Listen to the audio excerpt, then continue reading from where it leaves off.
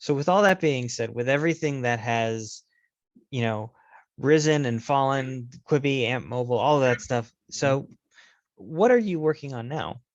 Yeah, no, thank you. So several years ago, I was a part of a startup accelerator in Estonia. Estonia, which is up in the Baltic, is actually like the Silicon Valley of Europe.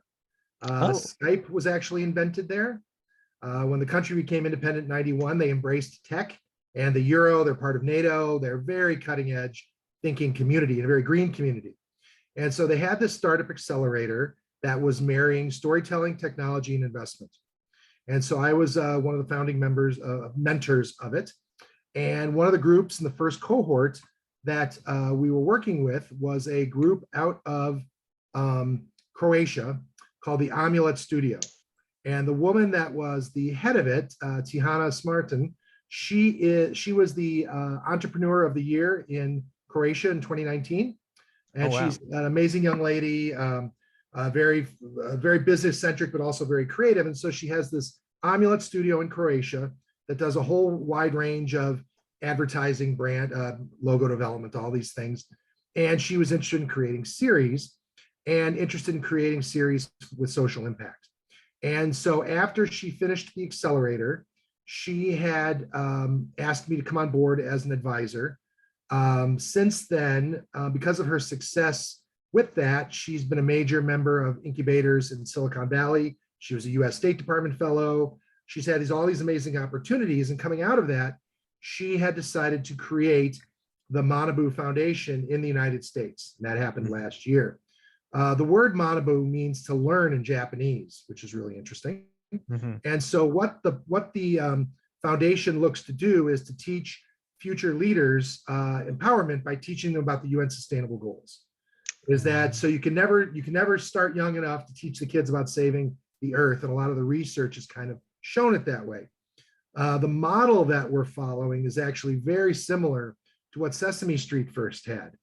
So because what happened was Henson worked with Sesame Street children's television, and then when the Muppets began, they really had to separate the for-profit and nonprofit. And so the Manabu Foundation is operating that same way.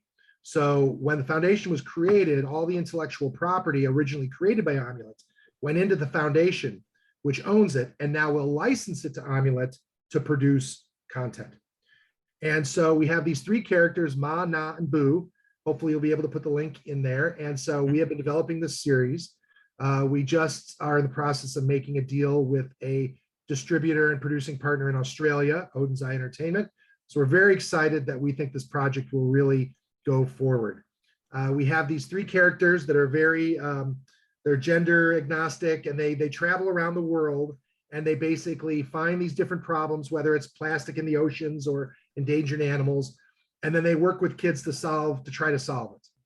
And so it's really tapping into this young demographic that really hasn't been touched in such a way before. And so we're very excited about it.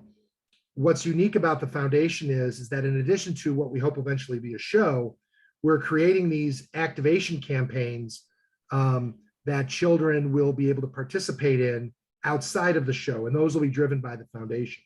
So I've been working with them to develop these, and our first one we are hoping to launch next month in the town of Šibenik, Croatia, at their children's festival, which is in their 62nd year. And it's basically a nature hike around mental health. Oh, wow. That's great. Because I've seen a lot of, I also have a passion myself for children's entertainment. And I've looked at a lot of studies about what can improve mental health in children, and hiking and connection to nature is certainly one of them. So that is what we're doing, yes. And interestingly, Creative Europe, in fact, I was in Croatia in September speaking at a Creative Europe conference talking about this subject. And, it's really interesting, when you look back to our youth, I'm 50, you're probably a lot less than 50, but, a film that I was a little kid and went and saw was E.T. Well, E.T. is not about empathy for aliens, it's about empathy for people that are different. You know what I mean? Spielberg was looking at something, that deeper than that. And I think that empathy that young people got at that time, our generation and subsequent generations, is why you're seeing young people embrace all this change. If you think about the LGBTQ community, as an example, My kids have tons of friends that are in that space, and it's no big deal at all. Whereas when I was a kid, that would have been scandalous in high school. You know what I mean? Because these kids see them as peers and they accept them for who they are, which is great. And so what we're trying to do is really be able to touch the emotional chords of children while entertaining them about these different things in the world so that they, when in a position to, can make change. And I'm curious, what have you learned from your career in mobile and digital and new media that you've brought into this new series? Again, it's really about this idea of community. Community is the value proposition in the digital space. And so if we can build this community, this is really what it's about. I mean, you think about, the studios will tell you that kids' favorite superhero is Iron Man, but I would tell you it's Greta Thunberg. You know what I mean? Those are the superheroes of the future. And so it's this idea of, just starting this little thing can make it explode. If you remember this is now several years ago, but Kane's Arcade, the little boy that had the cartoon arcade in East LA.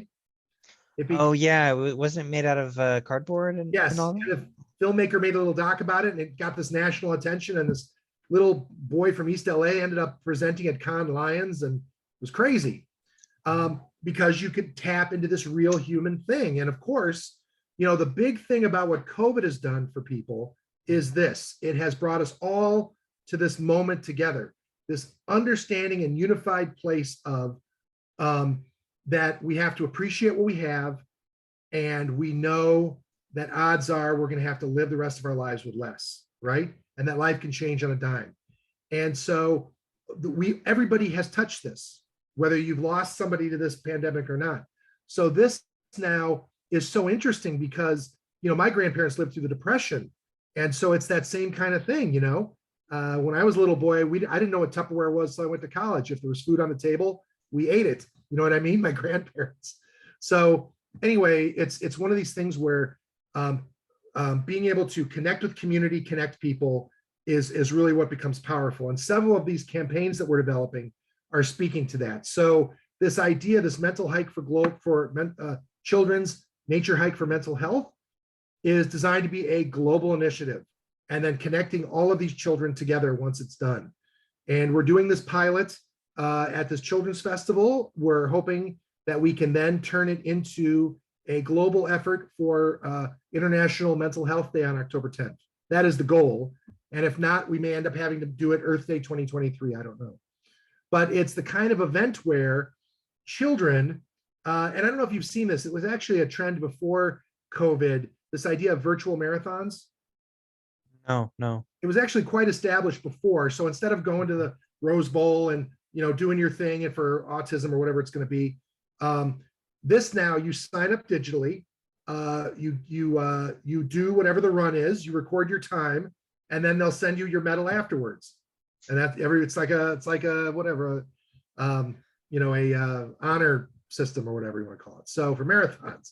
So that's what this would be for kids. Kids would register. And then what would happen is their parents would take a picture of them with their Manabu t-shirt, and they would use a hashtag, and then we'd curate that. And then we would send that out to the world on Earth Day, saying that, get out in nature, and what's fun about this activity is that it's designed to be a family activity that is driven by the child. The young child is the head of the event. It is their giving them agency. Yes, they are the lead on the event. They're not tagged along. So that's kind of what it is. So we've got a whole slew of these campaigns, and currently the foundation, we've been applying for several grants all across Europe. Creative Europe has tripled their money for children initiatives in 2023. So we're very excited to be a part of that. And we've had a lot of exposure, very senior levels of different governments and all across Creative Europe. And we're looking to bring a lot of it here to the States, and we're looking for collaborators. Great. What is Creative Europe, real quick? That is the creative arm of the EU. Got it. And so it's like the NEA for the EU. Got it. So then in terms of looking for collaborators in the US, what kind of collaborators or projects are you looking for? Well, so, different organizations. So for instance, what's exciting about what we're doing is that we really want to focus on this young demographic. And let's say you have a big nonprofit like Greenpeace. Well, Greenpeace is so busy on talking to adults, they don't think about talking to young kids, right? So the idea would be, we would partner with them to translate their messaging to that young audience through our characters. And that's what we want to become experts in, that we can collaborate with anybody. And that's what we're looking to do, to pilot these different things and to have these success stories, because we think it is immensely scalable. Also brands. So when you're seeing a lot, most big brands have foundations that are doing all sorts of charitable stuff. And, it's really just about tapping that right person. You know what I mean? You wouldn't know it, but for instance, General Electric and NBC was a huge supporter of autism.